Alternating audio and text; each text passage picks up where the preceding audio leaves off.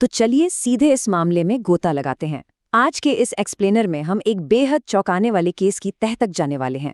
देखिए, ड्रग्स का कारोबार तो हमेशा से ही कानून के लिए एक बड़ा सिरदर्द रहा है, लेकिन जब इसमें हाई टेक तरीके और इंटरनेशनल कनेक्शंस जुड़ जाते हैं ना, तो मामला पूरी तरह से अलग लेवल पर चला जाता है। हाल ही में दिल्ली पुलिस की क्राइम ब्रांच ने ठीक ऐसा ही किया है। उन्होंने एक बहुत ही सीक्रेट इनपुट के आधार पर सीधे भारत से अमेरिका तक फैले एक ड्रग स्मगलिंग रैकेट का पर्दाफाश कर दिया। ये कोई गली मोहल्ले का काम नहीं था, बल्कि एक प्रॉपर सिंडिकेट था। पुलिस की इस शानदार कार्रवाई ने उनकी पूरी सप्लाई चेन की कमर तोड़ दी है। आइए समझते हैं कि ये पूरा खेल आखिर चल कैसे रहा था। इस बड़ी कार्रवाई में अब तक पुलिस के हाथ क्या लगा है? 5 गिरफ्तारियां। जी हाँ, पूरे 5 लोग। और ध्यान रहे, ये कोई छोटे मोटे मोहरे नहीं हैं। ये वो शातिर लोग हैं जो पर्दे के पीछे छुपकर इस पूरी मशीनरी को ऑपरेट कर रहे थे। क्राइम ब्रांच के लिए इन 5 को पकड़ना एक बहुत बड़ी कामयाबी है, क्योंकि अब इनसे लगातार हो रही पूछताछ में इस सिंडिकेट के काम करने के तरीके को लेकर एक के बाद एक चौंकाने वाले खुलासे हो रहे हैं। आप जरा इस सिंडिकेट का दुस्साहस देखिए। इनका सीधा टारगेट था अमेरिका। जरा सोचिए, भारत के अलग अलग हिस्सों से बैन की गई नशीली दवाओं को इकट्ठा करना और फिर उन्हें जांच एजेंसियों को चकमा देकर 7 समंदर पार अमेरिका पहुंचा देना। लॉजिस्टिक के हिसाब से ये कितना मुश्किल काम है, लेकिन ये लोग इसे बड़ी आसानी से अंजाम दे रहे थे। विदेशी बाजारों में इन खास दवाओं की भारी डिमांड है और वहां मिलने वाले उस भारी भरकम मुनाफे ने ही इन्हें इतना बड़ा इंटरनेशनल रिस्क लेने पर मजबूर कर दिया था। तो अब आते हैं इसके सबसे अहम हिस्से पर, स्मगलिंग के तरीके का खुलासा। आखिर ये सिंडिकेट काम कैसे कर रहा था? और ये तरीका बहुत ही शातिर दिमाग का सबूत देता है। अगर हम एक इन्वेस्टिगेटर के नजरिए से देखें तो सवाल उठता है कि ये लोग कस्टम और कुरियर कंपनियों की आंखों में धूल कैसे झोंक रहे थे। उन्होंने एक बहुत ही क्लीन 3 स्टेप प्रोसेस बना रखा था। स्टेप 1, फर्जी केवाईसी डॉक्यूमेंट्स तैयार करना ताकि भेजने वाले की असली पहचान छुपी रहे। स्टेप 2, उन्हीं फर्जी डॉक्यूमेंट्स के बेस पर नकली बिल बनाना जिससे माल देखने में पूरी तरह से लीगल लगे। और फाइनल स्टेप, बड़ी और नामी कुरियर कंपनियों के जरिए इन पैकेट्स को अमेरिका के लिए डिस्पैच कर देना। बस इसी लूपहोल का फायदा उठाकर वो अपना काम निकाल रहे थे। लेकिन इन लोगों को पकड़ना शुरुआत में इतना मुश्किल क्यों साबित हो रहा था? इसका सीधा सा जवाब है दिन के उजाले में अपनी पहचान छिपाना। जांच में ये बात बिल्कुल साफ हो गई है कि ये किसी एक नाम या एड्रेस पर टिकते ही नहीं थे। मल्टीपल फेक आइडेंटिटीज का इस्तेमाल हो रहा था। अब सोचिए, जब कोई गिरोह लगातार अपने नाम, पते और कागज बदलता रहेगा तो पुलिस के लिए उन तक पहुंचना किसी भूल भुलैया को पार करने जैसा ही तो होगा ना। चलिए अब नजर डालते हैं जब्त किए गए माल पर। आखिर तस्करी हो किस चीज की रही थी? छापेमारी के दौरान जो सबसे बड़े सबूत मिले वो थे ये भारी मात्रा में बरामद की गई दवाएं।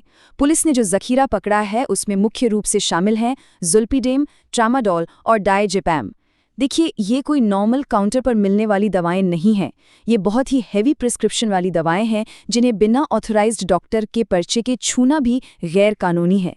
और इनका इस लेवल पर इतने बड़े पैमाने पर मिलना ये साफ बताता है कि ये लोग कितने खतरनाक तरीके से रसायनों का व्यापार कर रहे थे।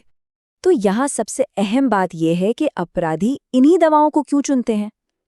दरअसल ये एक ग्रे एरिया है। ये दवाएं असल में गंभीर बीमारियों, नींद की समस्या या दर्द के इलाज के लिए बनाई गई हैं, लेकिन इंटरनेशनल मार्केट में इनकी भारी मांग इसलिए है क्योंकि इनका सीधा इस्तेमाल नशे के लिए हो रहा है। अपराधी बस इसी बात का फायदा उठाते हैं। वो इन कंट्रोल की जाने वाली जीवन रक्षक दवाओं को डाइवर्ट करके ब्लैक मार्केट में झोंक देते हैं, जहां से इन्हें अंधाधुंध पैसा मिलता है। अब रुख करते हैं जांच के सबसे आधुनिक तरीके की तरफ, डिजिटल सबूतों की ट्रैकिंग, मॉडर्न समय का सबसे पक्का सुराग। आज के टाइम में पुलिस सिर्फ मुखबिरों के भरोसे नहीं बैठती, असली सुराग मिलते हैं हमारी डिजिटल दुनिया से। जब गिरफ्तार आरोपियों के फोन और लैपटॉप खंगाले गए तो 3 सबसे बड़ी चीजें सामने आईं: व्हाट्सएप चैट्स, बैंक ट्रांजैक्शन के रिकॉर्ड्स और यूपीआई पेमेंट्स। व्हाट्सएप चैट्स ने इनके अंदर की पूरी प्लानिंग और कुरियर ट्रैकिंग खोलकर रख दी, और दूसरी तरफ बैंक और यूपीआई लेनदेन ने उस काले पैसे का पूरा लेजर ही सामने लाकर रख दिया। एक एक पाई का हिसाब मिल गया। अब इस स्लाइड के बारे में जो बात वाकई दिलचस्प है वो ये है कि डिजिटल निशान कभी मिटते नहीं हैं। पुलिस इन्हीं मेटाडेटा और यूपीआई पेमेंट्स का साइंटिफिक एनालिसिस करके सिर्फ इन 5 लोगों तक नहीं रुकी है, बल्कि इन्हीं डिजिटल निशानों को फॉलो करते हुए वो इस सिंडिकेट की गहरी जड़ों तक पहुंच रही है। पैसा कहाँ से चला, किस अकाउंट में गया, कौन इन्हें टेक्निकली सपोर्ट कर रहा था, ये सब कुछ अब आपस में लिंक हो रहा है। डिजिटल ट्रेल ही इस केस की सबसे बड़ी चाबी है। चलिए आगे बढ़ते हैं और देखते हैं कि ये मामला कैसे बिल्ड होता है। एक खुला केस जहां जांच अभी भी जारी है। 5 गिरफ्तारियां और इतना सारा माल पकड़े जाने के बाद भी ये केस अभी क्लोज नहीं हुआ है। पुलिस का साफ मानना है कि ये तो बस शुरुआत है, एक बहुत बड़े और कई लेयर्स में फैले नेटवर्क का सिर्फ एक छोटा सा हिस्सा। जिस तरीके से इसमें कुरियर कंपनियों से लेकर अलग अलग बैंक अकाउंट्स का इस्तेमाल हुआ है, उससे साफ है कि इस खेल में अभी और भी कई चेहरे बेनकाब होने बाकी हैं, जिनमें कुछ सफेदपोश लोग भी हो सकते हैं। इन्वेस्टिगेशन पूरी स्पीड से चल रही है और जल्द ही कुछ और बड़े नाम सामने आ सकते हैं।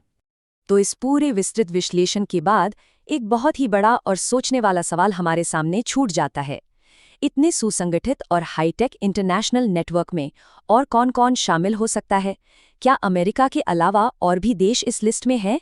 और सबसे बड़ी बात, इस पूरी सप्लाई चेन के पीछे बैठा वो असली मास्टरमाइंड आखिर है कौन, जो अब भी कानून की पकड़ से बाहर है? जैसे-जैसे डिजिटल सबूतों की परतें खुलेंगी, जवाब भी सामने आएंगे। हमारे आज के इस एक्सप्लेनर में बस इतना